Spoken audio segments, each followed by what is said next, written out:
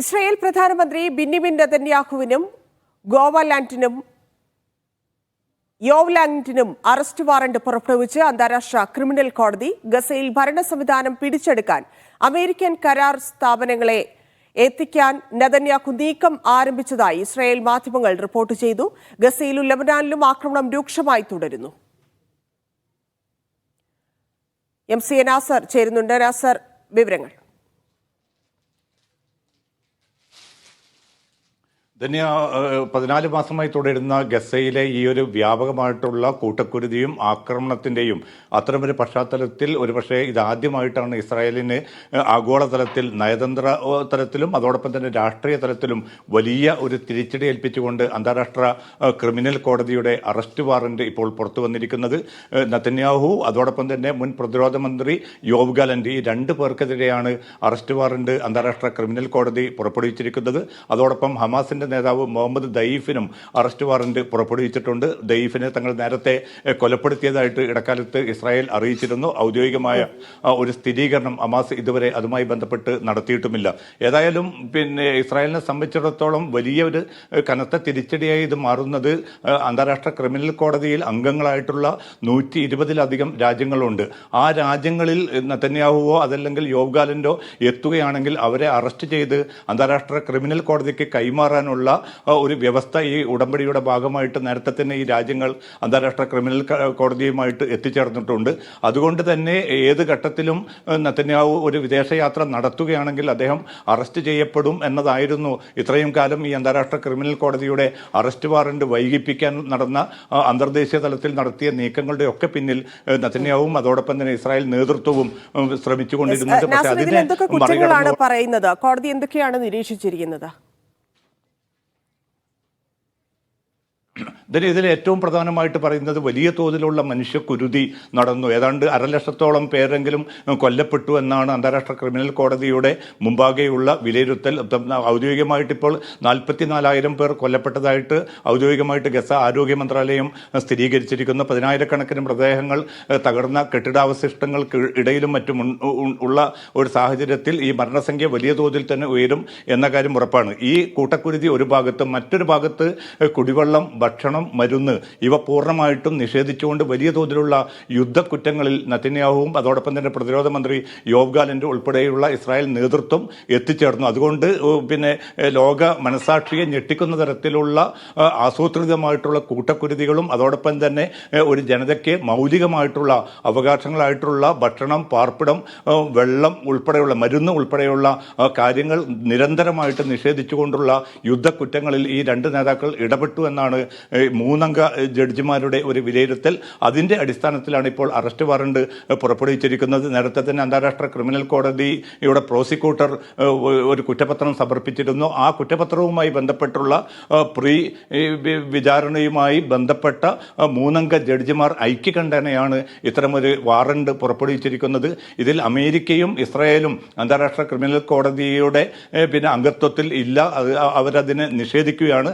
അതുകൊണ്ട് തന്നെ അമേരിക്കയും ഇസ്രായേലും ഈ നീക്കത്തിനെതിരെ ശക്തമായിട്ട് രംഗത്ത് വന്നിട്ടുണ്ട്. പക്ഷേ ഇസ്രായേലുമായി ചേർന്ന് നിൽക്കുന്ന ബ്രിട്ടൻ, കാനഡ ഉൾപ്പെടെയുള്ള രാജ്യങ്ങൾ അന്താരാഷ്ട്ര ക്രിമിനൽ കോടതിയുടെ തീരുമാനം എന്തായാലും അത് നടപ്പാക്കാൻ അംഗത്വ രാജ്യം എന്ന നിലക്ക് ബാധ്യതയുണ്ട്. അതിൻ്റെ സ്വതന്ത്രമായിട്ടുള്ള പദവി നിലനിർത്തേണ്ടത് അനിവാര്യമാണ് എന്നൊരു പ്രതികരണം കൂടി നടത്തിയിട്ടുണ്ട്. ന്യൂസിലൻഡ് ഉൾപ്പെടെയുള്ള രാജ്യങ്ങളും അതേ നിലപാടാണ് സ്വീകരിച്ചിരിക്കുന്നത്. എന്തായാലും ഈ അംഗരാജ്യങ്ങളിൽ എവിടെയെങ്കിലും ഈ 2 നേതാക്കൾ സന്ദർശനം നടത്തിയാൽ അവരെ പിടികൂടുകയും തങ്ങൾ ഹേഗിലെ കോടതിയിലേക്ക് വിചാരണക്കായിട്ട് കൈമാറണം എന്നൊരു നിർദ്ദേശം കൂടിയാണ് ഏറ്റവും അവസാനമായിട്ട് അന്താരാഷ്ട്ര മാത്രമല്ല 2 ഹമാസ് നേതാക്കൾക്കെതിരെയും വാറന്റ് അയക്കണമെന്നുള്ള ആവശ്യമുണ്ടായിരുന്നു. അതിലെങ്ങനെയാണ് ഹമാസിന്റെയും ഒപ്പം തന്നെ ഇസ്രായേലിന്റെയും പ്രതികരണം?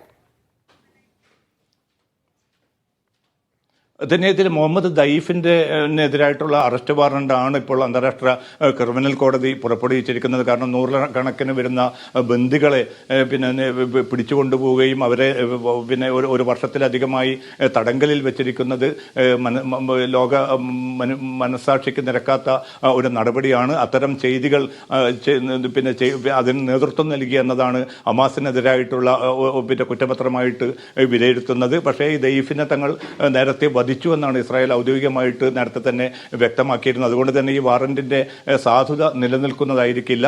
അതേസമയം പല രാജ്യങ്ങളും ഇതിനെ സ്വാഗതം ചെയ്ത് രംഗത്ത് വന്നതും ഇസ്രായേലിനെ സംബന്ധിച്ചിടത്തോളം വലിയ തിരിച്ചടിയാണ്. അല്പം മുമ്പ് ഇസ്രായേൽ വിദേശകാര്യമന്ത്രി ലോകത്തുടനീളമുള്ള ഇസ്രായേൽ അംബാസഡർമാരുമായും അതോടൊപ്പം തന്നെ വിവിധ രാജ്യങ്ങളിലെ നയതന്ത്ര പ്രതിനിധികളുമായിട്ടും ഓൺലൈൻ മുഖേന ഒരു സംവാദം നടത്തിയിരുന്നു. അതിൽ അദ്ദേഹം വ്യക്തമാക്കിയിരിക്കുന്നത് അന്താരാഷ്ട്ര തലത്തിൽ വലിയ തോതിൽ സമ്മർദ്ദം ചെലുത്തിക്കൊണ്ട് ഈ വാറണ്ട് പിൻവലിപ്പിക്കാനുള്ള നീക്കങ്ങൾ നടത്തണമെന്നൊരു നിർദ്ദേശമാണ് ഇസ്രായേൽ വിദേശകാര്യമന്ത്രി അംബാസഡർമാർക്ക് നൽകിയിരിക്കുന്ന നിർദ്ദേശം. അമേരിക്ക തങ്ങളുടെ പൂർണ്ണ പിന്തുണ ഇസ്രായേലിന് വാഗ്ദാനം ചെയ്തിട്ടുണ്ട്. അന്താരാഷ്ട്ര ക്രിമിനൽ കോടതിയുടെ തികച്ചും ഏകപക്ഷീയമായ ഇത്തരമൊരു വാറണ്ട് നൽകിയ നടപടിക്കെതിരെ നയതന്ത്ര തലത്തിലും രാഷ്ട്രീയ തലത്തിലും ഇസ്രായേലിനൊപ്പം നിന്ന് മുന്നോട്ട് പോകുമെന്ന ഒരു പ്രഖ്യാപനം കൂടിയാണ് അമേരിക്ക നടത്തിയിരിക്കുന്നത്. പക്ഷേ മറ്റ് പല രാജ്യങ്ങളും പ്രത്യേകിച്ച് ഈ അംഗത്വ പദവി ഉള്ള ഒരു സാഹചര്യത്തിൽ തങ്ങളുടെ രാജ്യത്ത് എപ്പോൾ ഈ രണ്ട് നേതാക്കൾ നെതന്യാഹുവും യോവ് ഗാലന്റും വരികയാണെങ്കിൽ അവരെ പിടികൂടി ഹേഗിലെ കോടതിക്ക് കൈമാറാമെന്ന ഒരു ഉറപ്പ് തന്നെയാണ് ഈ രാജ്യങ്ങൾ നൽകിയിരിക്കുന്നതും. ഈ നെതന്യാഹുവിനെതിരായിട്ടുള്ള അറസ്റ്റ് വാറന്റിൽ അമേരിക്ക ഉൾപ്പെടെയുള്ള രാജ്യങ്ങളുടെ ഒരു പ്രതികരണം എങ്ങനെയാണ് നാസർ? അമേരിക്ക തീർച്ചയായിട്ടും ഈ അന്താരാഷ്ട്ര ക്രിമിനൽ കോടതിയുടെ നടപടി ഒരു നിലയ്ക്കും അംഗീകരിക്കാനാവുകയില്ല. കാരണം ഇസ്രായേൽ നടത്തിക്കൊണ്ടിരിക്കുന്നത് സ്വയം രക്ഷയ്ക്ക് വേണ്ടിയുള്ള ഒരു ആക്രമണമാണ്. നൂറുകണക്കിന് ഇസ്രായേൽ പൗരന്മാരെയും മറ്റും പിടിച്ചുകൊണ്ടുപോയ ഹമാസാണ് ഇതിലെ ഒന്നാം പ്രതി. അതുകൊണ്ട് അവർക്കെതിരെയാണ് നടപടി സ്വീകരിക്കേണ്ടത്. അതുമാത്രമല്ല, ഇപ്പോൾ പോലും ബന്ദികളെ കൈവശം വെച്ചുകൊണ്ടിരിക്കുന്ന ഹമാസിനെതിരായിട്ടുള്ള ഒരു നടപടിയായിരുന്നു അന്താരാഷ്ട്ര ക്രിമിനൽ കോടതി കൈക്കൊള്ളേണ്ടത്. പക്ഷെ അതിന് പകരം ഇസ്രായേൽ തങ്ങളുടെ ആത്മരക്ഷാർത്ഥം നടത്തുന്ന സ്വാഭാവികമായിട്ടുള്ള ഒരു ആക്രമണത്തെ മറ്റൊരു നിലക്ക് കാണുകയും അതിൻ്റെ ഏറ്റവും പ്രധാനപ്പെട്ട നേതാക്കളെ ഈ വിധത്തിൽ അറസ്റ്റ് വാറന്റ് നൽകി അവർക്ക് വിലങ്ങിടാനുള്ള നീക്കം ഒരു നിലക്കും അംഗീകരിക്കുകയില്ല എന്നുകൂടിയാണ്. അതേസമയം അമേരിക്കയെ അന്താരാഷ്ട്ര ക്രിമിനൽ കോടതിയിൽ അംഗമല്ലാത്ത ഒരു രാജ്യമെന്ന നിലയ്ക്ക് സ്വതന്ത്രമായിട്ടുള്ള ഒരു പദവിയുണ്ട്. അതുകൊണ്ട് അമേരിക്കയിലേക്കുള്ള യോവ് ഗാലന്റിൻ്റെയോ അതല്ല നെതന്യാഹുവിൻ്റെയോ യാത്രയും സന്ദർശനവും ഒരു നിലക്കും തന്നെ അവരെ അറസ്റ്റ് ചെയ്യാനുള്ള ഒരു സാഹചര്യം ഉണ്ടാക്കുകയില്ല. പക്ഷേ മറ്റ് രാജ്യങ്ങൾ ഇവർ കാലുകുത്തുകയാണെങ്കിൽ സ്വാഭാവികമായിട്ടും ഇവർ അറസ്റ്റിന് വിധേയമായി മാറും. അത് അന്താരാഷ്ട്ര ക്രിമിനൽ കോടതി ഇന്ന് പ്രത്യേകം അംഗരാജ്യങ്ങളെ അക്കാര്യം അറിയിച്ചിട്ടുമുണ്ട്. എത്രയും പെട്ടെന്ന് ഇവരെ ആ രാജ്യങ്ങളിൽ സന്ദർശനം നടത്തുന്ന സാഹചര്യത്തിൽ അവരെ അറസ്റ്റ് ചെയ്ത് ഹേഗിലെ കോടതിക്ക് കൈമാറണമെന്ന ഒരു നിർദ്ദേശം കൂടിയാണ് അന്താരാഷ്ട്ര ക്രിമിനൽ കോടതി പുറപ്പെടുവിച്ചിരിക്കുന്നതും. ഇതൊക്കെ നടക്കുമ്പോഴും കൂട്ടക്കുരുതി തുടരുകയാണല്ലേ?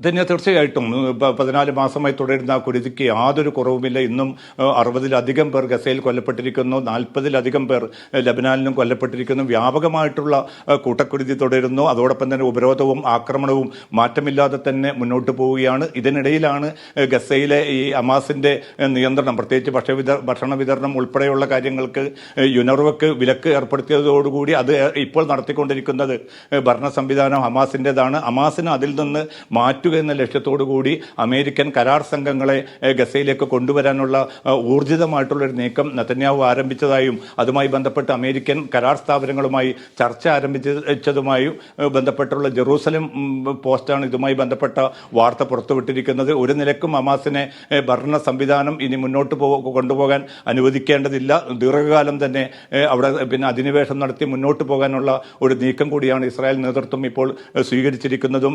ഏതാണ്ട് അത്തരമൊരു തീർപ്പിലാണ് അവർ എത്തിയിരിക്കുന്നത് എന്നുകൂടി ജെറൂസലം പോസ്റ്റിന്റെ റിപ്പോർട്ടിൽ വ്യക്തമാക്കുന്നുണ്ട്. ധന്യ.